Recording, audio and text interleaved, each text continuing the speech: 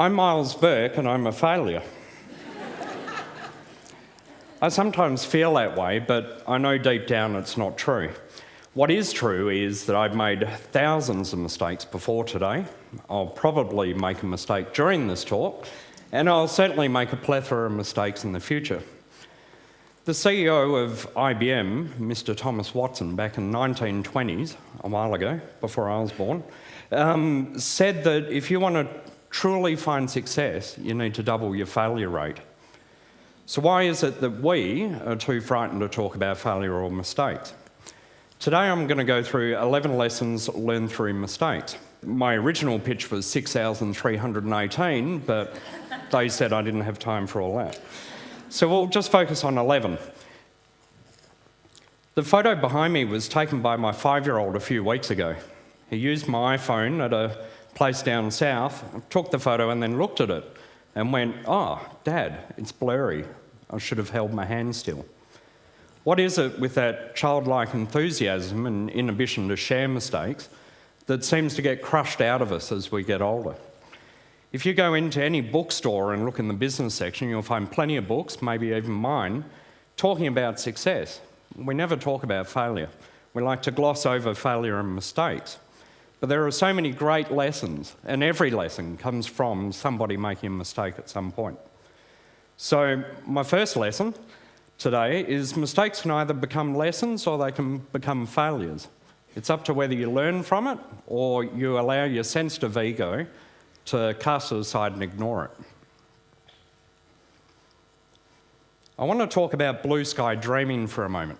Blue sky dreaming is a polite way of saying entrepreneurs don't get detail.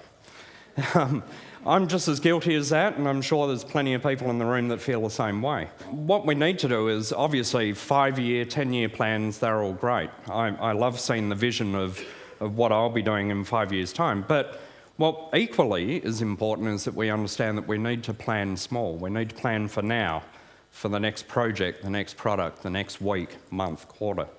So if we can get that balance right between dreaming big and planning small, we're a lot closer to success. I want to talk about passion for a moment. Passion's an easy one for me. I wake up in the morning and I'm excited about going into the office. I'm really pumped about the idea of doing what I do. And I'm very lucky as a result. Not everyone is so lucky.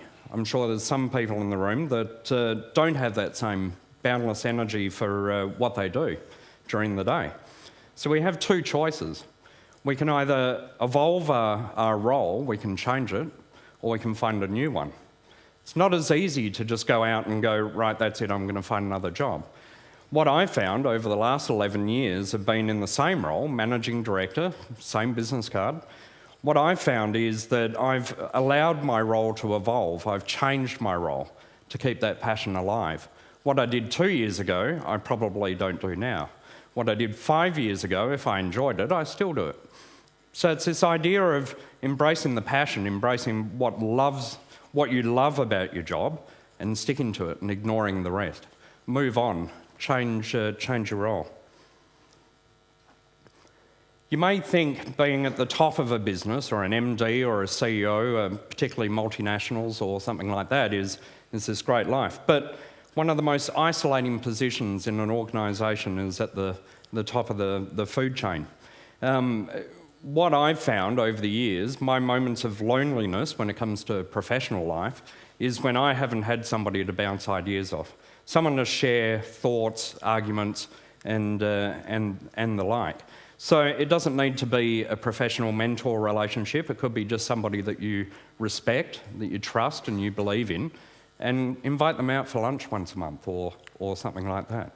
It's very, very important that you have somebody that you can bounce ideas off, and you aren't alone. You're not the only one. In 1955, Cyril Parkinson wrote this, what was meant to be a tongue-in-cheek article for The Economist, where he coined the phrase Parkinson's Law. The idea of Parkinson's Law is that if you're given a task in a certain amount of time, you'll use that amount of time to do that task. And I see that every day. I see that in all sorts of industries and in all sorts of positions. We quickly feel our time with whatever task we think needs to be done. It's even worse when you're in a position of maintaining your own calendar, your own schedule. If you don't rein that in, you'll quickly blow out time. And so this idea of, I guess, competing against yourself every day. Look at regular tasks that you do. Maybe you spend an hour doing something every Monday morning. This Monday morning, set yourself 50 minutes to do it in. And see if you can challenge yourself to be more effective, more productive in less time. It frees up more time for other things, or heaven forbid, you could go home on time. Really successful people understand both their strengths and their weaknesses. I'm sure everyone in this room could turn to the person next to them. I won't make you do it. They could turn to the person next to them and talk about something that they're really good at. How many people in this room can turn to the same person and say what they're really bad at?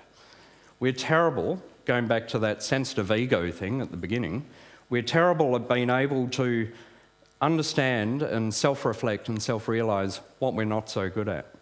So that's something you need to work on. You need to look for weaknesses of your own and do one of two things. You can either improve them so they become strengths, or you can outsource them or delegate them to somebody else to do. That's my favourite. I'm really passionate about what I do because I also have this idea of an open business model, this idea of transparency and trust and all of that. It pervades everything from what we do, from how I speak to the employees within the organisation through to our clients, our suppliers and others. Not long after I started my business, it would have been 6 months I think, I started hiring staff. And after about a year I realised that these guys aren't in control of our destiny, I am. Whilst that's a great honour, I think that it's unfair that they don't feel like they're included. So what I started doing was printing out our monthly profit and loss statements and sharing it with them. I coached them through, yes, that big number there is actually a loss, and this number's hopefully a win. But this idea of sharing and being open and transparent is something that I think all of us can do. And we're talking about community today. We can be open about our weaknesses, our failures, our mistakes, and our profit and loss statement. There's an obsession when you talk to people in business about this idea of turnover. But what we miss out of all of that is profit. Turnover doesn't put food on your table. Turnover doesn't allow your business to expand. Turnover doesn't pay your wages. You're better off focusing more on profit and less on this idea of turnover. You don't go into a hardware store to buy a hammer. You go into a hardware store because you need a nail in the wall.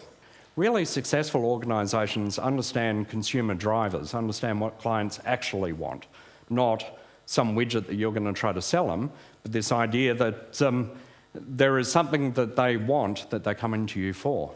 Okay, I'm in digital marketing, so you'd be right in assuming that my business builds websites, we do social media and all of that.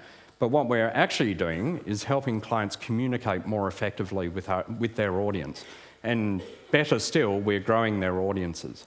So that's what we're actually doing. The tools and the process is sort of irrespective in that process. So successful businesses are able to communicate that in an effective way to their customers. This one's a great story for me. About 4 years ago, I was writing my book, and it was about 1 a.m. I had a glass of red wine in my hand. I looked absolutely shattered. I realised I had to be back in the office in about 5 hours' time, and I'm typing away. And my wife walked past and looked at what was on my screen, and she said, "Miles, you're a hypocrite." I was writing a chapter on work-life balance.